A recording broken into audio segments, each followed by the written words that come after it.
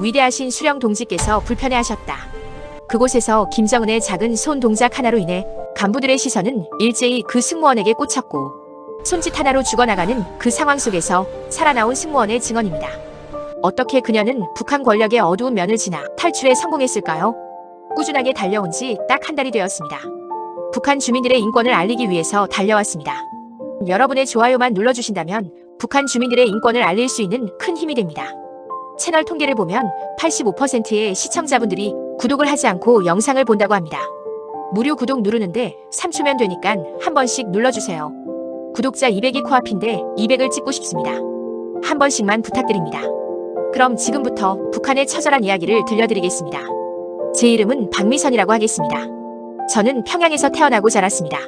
모란봉구역 개선동, 그곳이 제 고향입니다.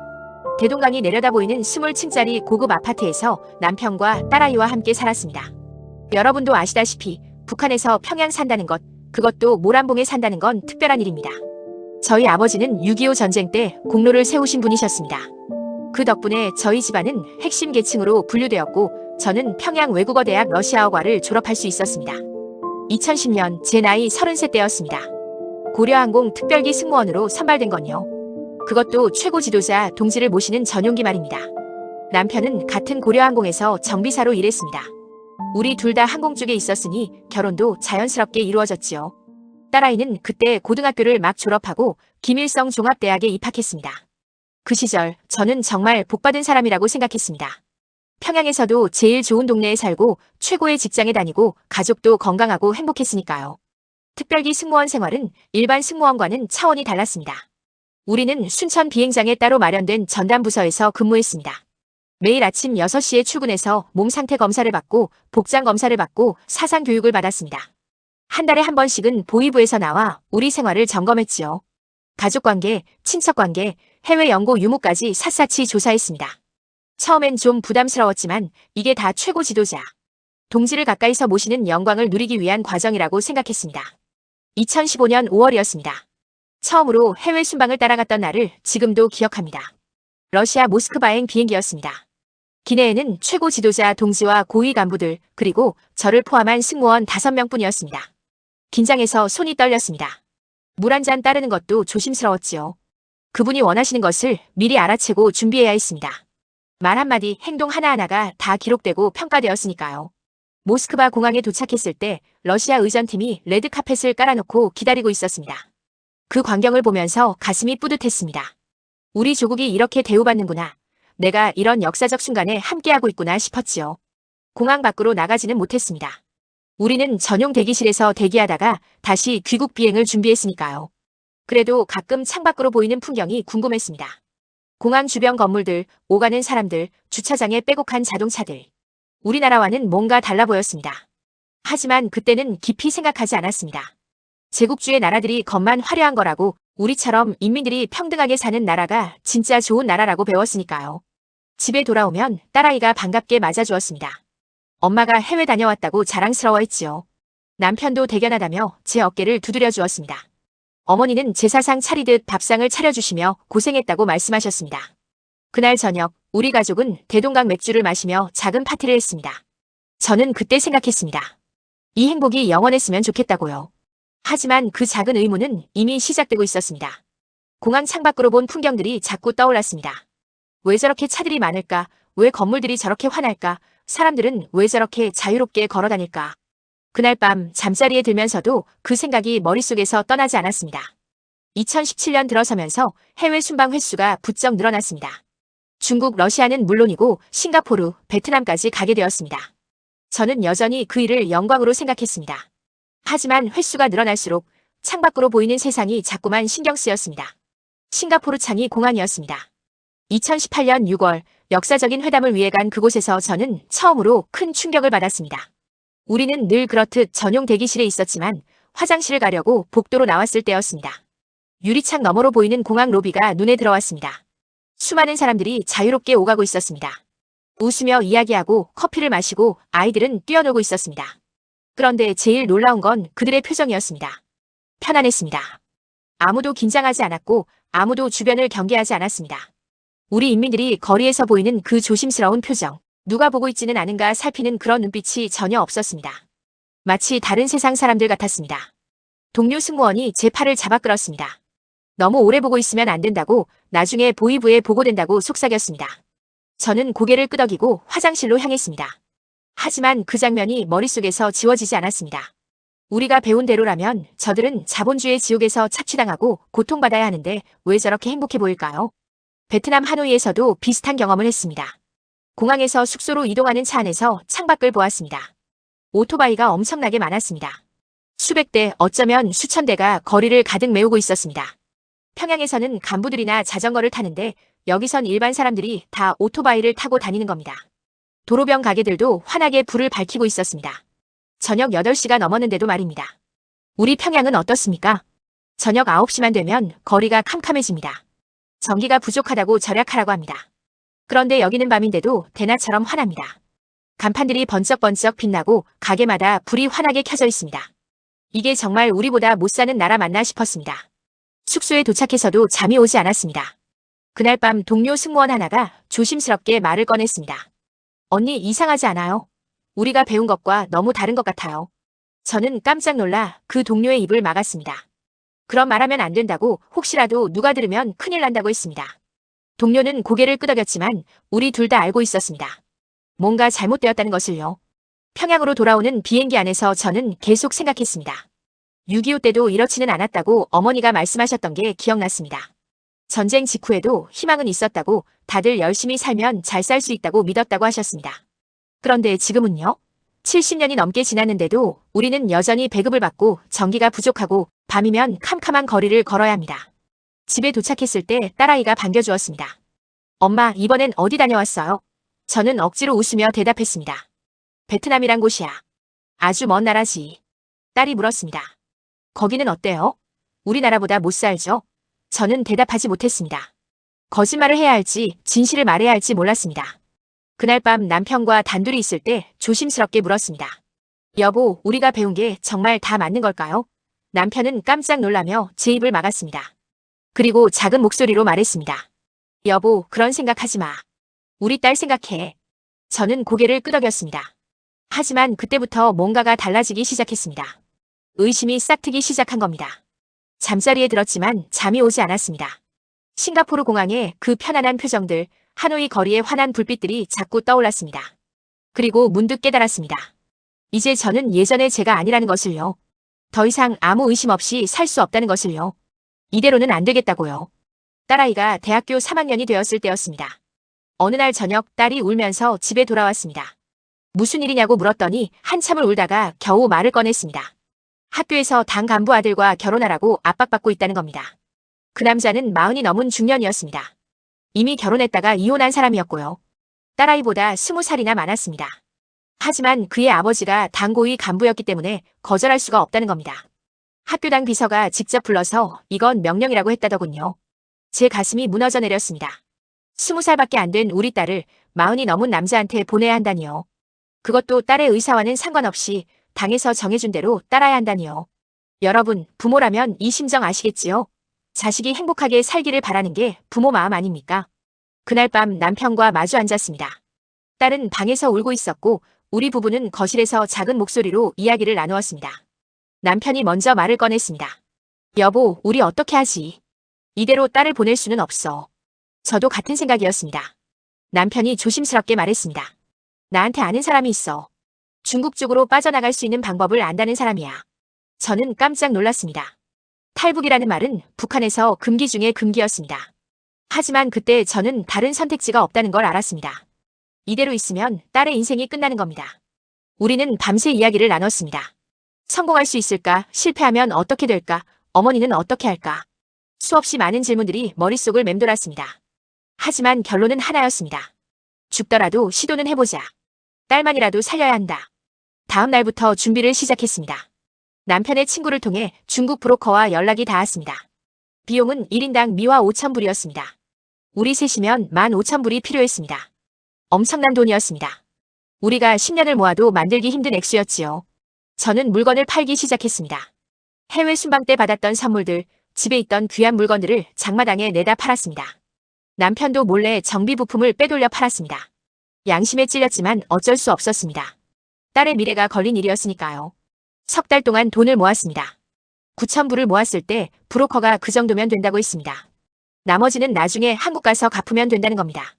저는 그 말에 동의했습니다. 한국에 가기만 하면 일을 해서라도 갚을 수 있을 거라고 생각했습니다. 제일 힘든 건 어머니한테 말씀드리는 일이었습니다. 저는 차마 진실을 말씀드릴 수가 없었습니다. 78살의 늙으신 어머니를 두고 떠난다는 게 효녀 노릇도 못하고 간다는 게 너무 죄스러웠습니다. 그래서 거짓말을 했습니다. 중국 출장을 한 달 정도 간다고요.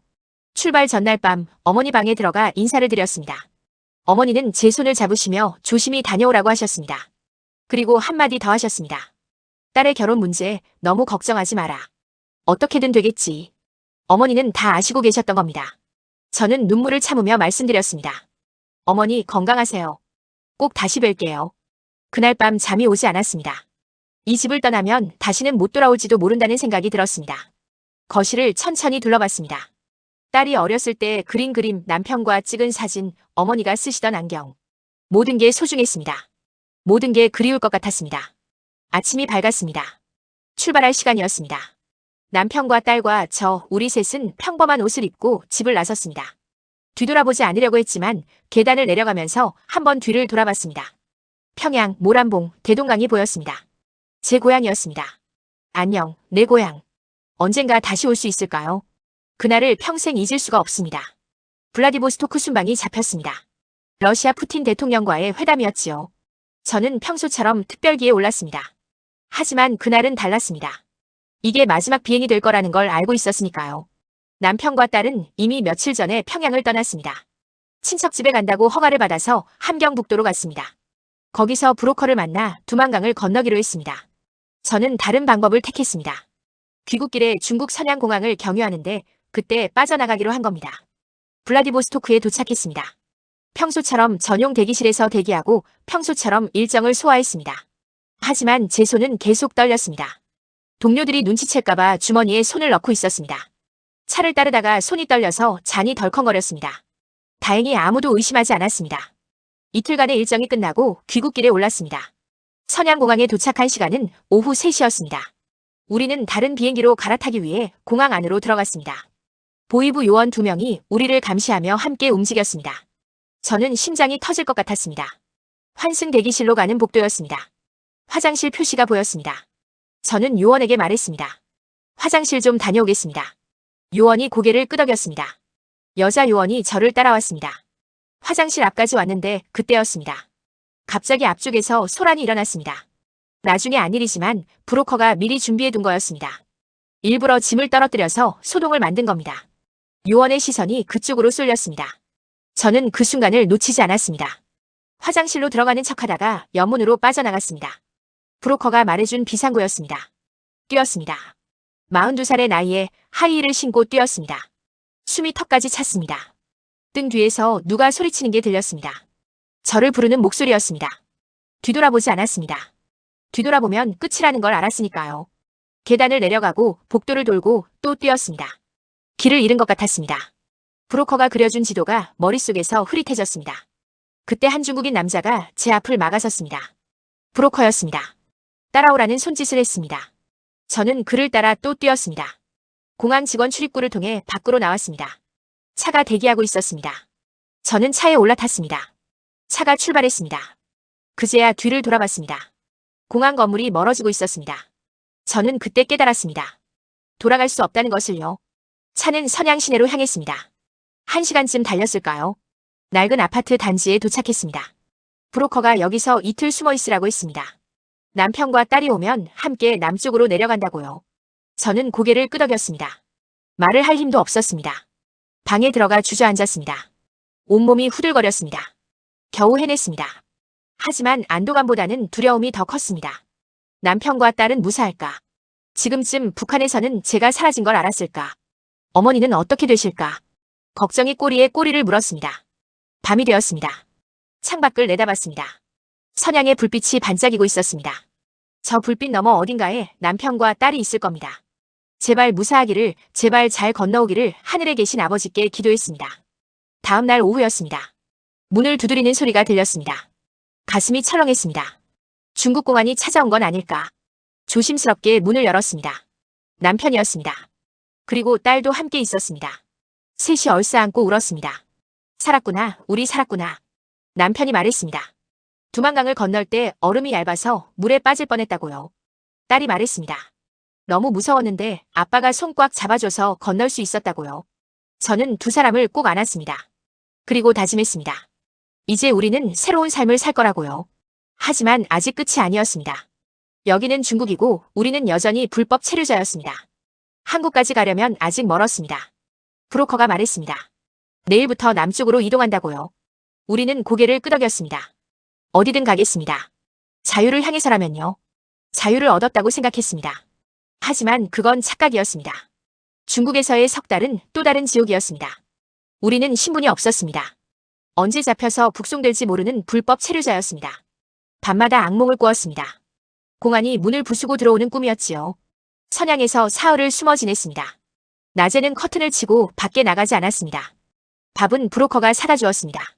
중국 음식이 입에 맞지 않았지만 먹어야 했습니다. 딸아이가 배탈이 났습니다. 약을 사러 나갈 수도 없었습니다. 밖에 나가면 말투 때문에 바로 들킬 테니까요. 나흘째 되는 날 브로커가 말했습니다. 오늘 밤에 베이징으로 이동한다고요. 기차를 타고 가는데 절대 말을 하지 말라고 했습니다.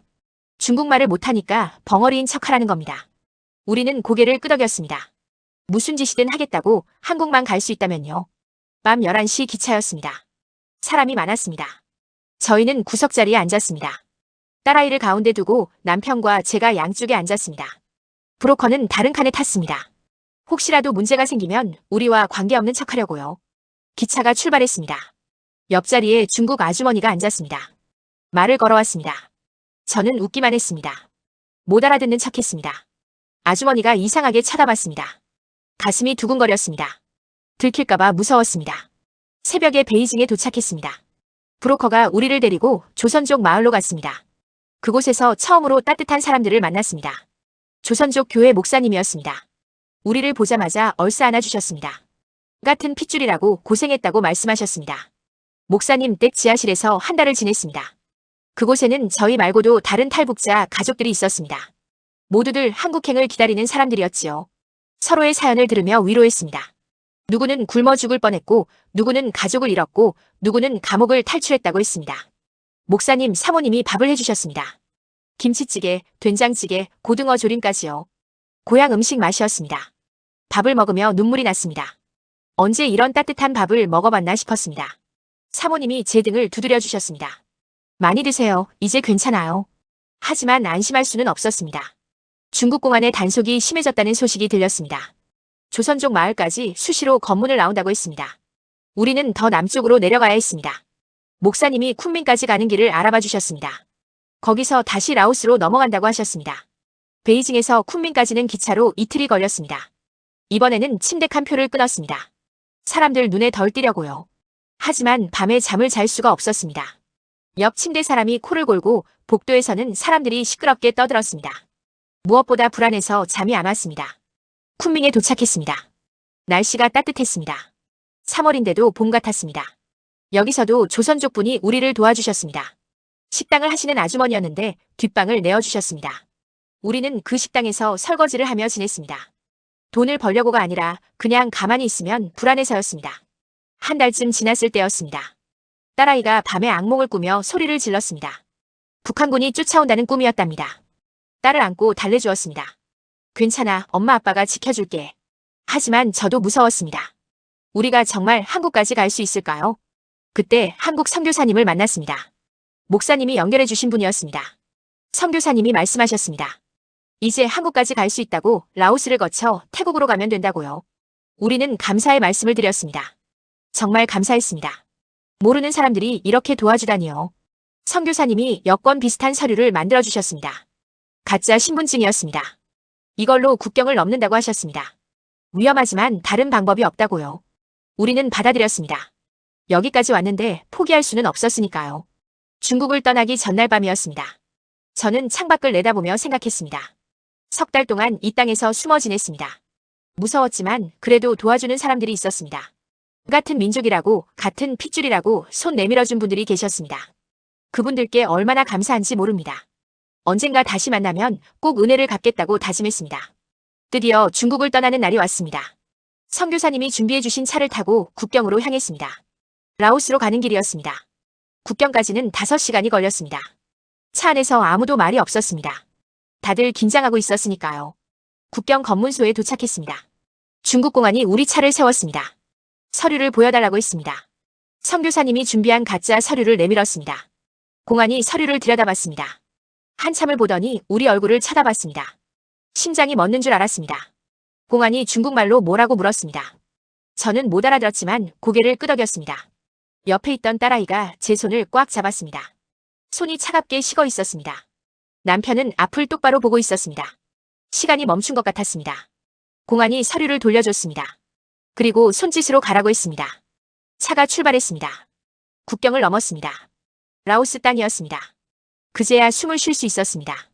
딸아이가 울기 시작했습니다. 저도 눈물이 났습니다. 남편이 우리 둘을 안아주었습니다. 살았다, 우리 살았다. 라오스에서는 이틀을 머물렀습니다. 작은 여관에서 쉬었습니다. 그동안 너무 긴장해서 지냈는지 온몸이 아팠습니다. 특히 다리가 아팠습니다. 점지않은 몸으로 석 달을 도망다녔으니 당연했지요. 하지만 쉴 수는 없었습니다. 빨리 태국으로 가야 했습니다. 버스를 타고 라오스를 가로질렀습니다. 비포장도로가 많았습니다. 차가 덜컹거렸습니다. 멀미가 났지만 참았습니다. 창밖으로 라오스 시골 풍경이 보였습니다. 논밭과 산 그리고 가난한 마을들. 북한과 비슷해 보였습니다. 저 사람들도 우리처럼 힘들게 사는구나 싶었습니다. 이틀 뒤 태국 국경에 도착했습니다. 여기서도 검문이 있었습니다. 하지만 라오스에서 태국으로는 비교적 쉽게 넘어갈 수 있었습니다. 관광객이 많으니까요. 우리도 관광객인 척했습니다. 가방에 카메라까지 넣어서요. 태국 치앙라이에 도착했습니다. 여기서 선교사님이 소개해 주신 분을 만났습니다. 한국 교민이셨습니다. 이분이 우리를 방콕까지 데려다 주셨습니다. 차로 10시간이 넘게 걸렸습니다.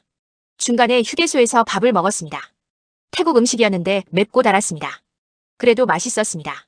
자유의 맛 같았으니까요. 방콕에 도착한 건 밤 11시였습니다. 교민분이 숙소까지 데려다 주셨습니다. 내일 아침에 한국 대사관에 가면 된다고 하셨습니다. 거기서 보호 신청을 하면 한국으로 갈 수 있다고요. 우리는 감사 인사를 드렸습니다. 정말 감사했습니다.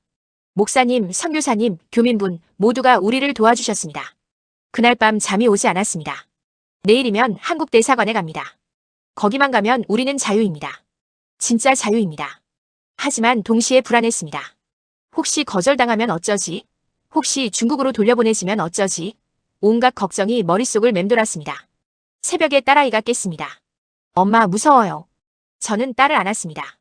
괜찮아, 우리 이제 거의 다 왔어. 조금만 더 힘내자. 딸이 물었습니다. 한국에 가면 정말 자유롭게 살 수 있어요? 저는 대답했습니다.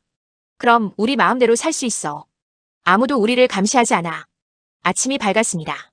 우리는 단정하게 옷을 입고 대사관으로 향했습니다. 택시를 탔습니다. 운전기사가 한국말로 물었습니다. 어디서 오셨어요? 저는 대답하지 못했습니다. 뭐라고 말해야 할지 몰랐습니다. 남편이 대신 대답했습니다. 멀리서 왔습니다. 대사관 앞에 도착했습니다. 태극기가 펄럭이고 있었습니다. 그 깃발을 보는 순간 눈물이 났습니다. 저 깃발이 우리를 지켜줄 겁니다. 저 깃발 아래서 우리는 자유로워질 겁니다. 딸아이도 울고 있었습니다. 남편도 눈물을 훔쳤습니다. 우리는 손을 잡고 대사관 문을 열었습니다. 경비원이 무슨 일이냐고 물었습니다. 저는 떨리는 목소리로 말했습니다. 저희는 북한에서 왔습니다. 도와주세요. 경비원이 놀란 표정을 지었습니다. 그리고 안으로 들어오라고 했습니다. 직원분이 나오셨습니다. 우리를 보더니 고생했다고 말씀하셨습니다. 이제 안전하다고 한국 정부가 보호해 줄 거라고 하셨습니다. 그 말을 듣는 순간 저는 주저앉고 말았습니다.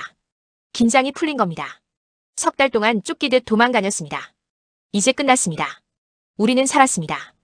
인천공항에 도착한 날을 평생 잊지 못할 겁니다. 비행기에서 내려 입국장으로 걸어가는데 다리가 후들거렸습니다. 정말로 한국 땅을 밟는구나. 정말로 자유로워지는구나. 실감이 나지 않았습니다. 공항 밖으로 나왔을 때 처음 본 것은 환한 불빛들이었습니다. 밤 10시가 넘었는데도 거리가 대낮처럼 밝았습니다. 자동차들이 끊임없이 지나다녔습니다. 사람들이 자유롭게 웃으며 걸어다녔습니다. 싱가포르 공항에서 본 그 풍경이었습니다. 이제 저도 저 사람들처럼 자유롭게 살 수 있습니다. 하나원에 들어갔습니다. 탈북자들이 적응 교육을 받는 곳이라고 했습니다. 석 달 동안 한국 사회에 대해 배웠습니다. 가장 놀라웠던 건 편의점이었습니다. 24시간 내내 문을 연다고요? 밤에도 물건을 살 수 있다고요? 믿기지 않았습니다. 북한에서는 저녁 9시만 되면 모든 가게가 문을 닫으니까요. 인터넷도 신기했습니다. 컴퓨터로 북한 소식을 찾아볼 수 있었습니다. 김정은 동향도 나오고 평양 거리 모습도 나왔습니다. 제가 살던 모란봉 아파트도 보였습니다. 그리움이 밀려왔습니다. 어머니는 어떻게 지내실까? 건강하실까? 밤마다 어머니 생각에 잠을 이루지 못했습니다. 하나원 동기들과 친해졌습니다. 다들 저마다의 사연이 있었습니다. 누구는 가족 전부를 잃었고, 누구는 중국에서 10년을 숨어 살았고, 누구는 감옥을 탈출했다고 했습니다. 제 사연을 말하니 다들 놀랐습니다. 김정은 전용기 승무원이었다니 그런 사람도 탈북을 하는구나 하고요. 석 달 뒤 사회로 나왔습니다. 경기도의 작은 아파트를 배정받았습니다. 정부에서 지원해주는 집이었습니다. 방 2개짜리 아파트였는데 저희 가족에겐 충분했습니다. 무엇보다 따뜻했습니다. 겨울에도 난방이 잘 되었습니다. 나무를 주우러 다니지 않아도 되었습니다. 마트에 처음 갔을 때를 기억합니다. 물건이 넘쳐났습니다. 쌀, 과일, 고기, 생선, 온갖 음식들이 가득했습니다. 가격표를 보니 평양 장마당보다 훨씬 쌌습니다. 그것도 품질이 좋은 물건들이요. 딸아이가 말했습니다. 엄마, 여기가 천국 같아요. 저도 그렇게 느꼈습니다. 하지만 적응이 쉽지만은 않았습니다. 말투가 달랐습니다. 북한에서는 동무라고 하는데 여기선 씨라고 불렀습니다. 단어도 많이 달랐습니다. 아이스케키를 아이스크림이라고 하고 뜨락도르를 트랙터라고 했습니다. 처음엔 헷갈렸습니다. 사람들이 제 말투를 듣고 북한에서 왔다는 걸 금방 알아챘습니다. 일자리를 구했습니다. 식당에서 일을 시작했습니다. 설거지와 청소를 했습니다. 힘들었지만 행복했습니다. 제가 번 돈으로 밥을 사 먹을 수 있다는 게 신기했습니다. 월급날이 되면 딸아이와 남편에게 외식을 시켜줬습니다. 우리 가족이 함께 웃으며 밥을 먹는 모습이 꿈만 같았습니다. 딸아이는 대학에 입학했습니다. 한국 대학교였습니다. 처음엔 따라가기 힘들어했습니다. 북한에서 배운 것과 다른 게 많았으니까요. 하지만 열심히 공부했습니다. 이제는 장학금도 받고 친구들도 많이 사귀었습니다. 딸이 웃는 모습을 보면 가슴이 벅차옵니다. 잘 도망쳐 나왔구나 싶습니다. 하지만 마음 한구석은 늘 무겁습니다. 북한에 두고 온 어머니 때문입니다. 제가 탈북한 이후 어떻게 되셨을까요? 연좌제로 처벌받으셨을까요? 건강은 괜찮으실까요? 밤마다 기도합니다. 제발 무사하시길, 제발 건강하시길. 언젠가 다시 만날 수 있기를요. 남편도 같은 마음입니다. 북에 있는 부모님 형제들이 그립다고 합니다. 명절 때면 더 그렇습니다. 추석에 차례상을 차려놓고 북쪽을 바라보며 절을 올립니다. 언젠가 통일이 되면 고향에 가서 성묘를 하고 싶다고 합니다. 통일이 되기를 간절히 바랍니다. 우리 세대에는 통일을 봤으면 좋겠습니다. 그래서 어머니를 다시 만나고 고향 땅을 다시 밟고 싶습니다. 대동강을 다시 보고 모란봉을 다시 걸어보고 싶습니다. 이번엔 두려움 없이 자유롭게요. 여러분께 말씀드리고 싶습니다. 자유는 공짜가 아닙니다. 저희는 목숨을 걸고 이 자유를 얻었습니다. 그러니 여러분도 이 소중한 자유를 지켜주세요. 당연하게 여기지 마세요. 북한에는 아직도 2,500만 명이 자유를 모르고 살고 있습니다. 그들을 위해서도 우리가 이 자유를 잘 지켜야 합니다. 오늘도 저는 감사하며 사랑합니다. 따뜻한 집, 맛있는 밥, 자유로운 공기. 모든 게 감사합니다. 그리고 기도합니다. 언젠가 통일이 되어서 남과 북이 하나가 되어서 모두가 자유롭게 살 수 있는 날이 오기를요.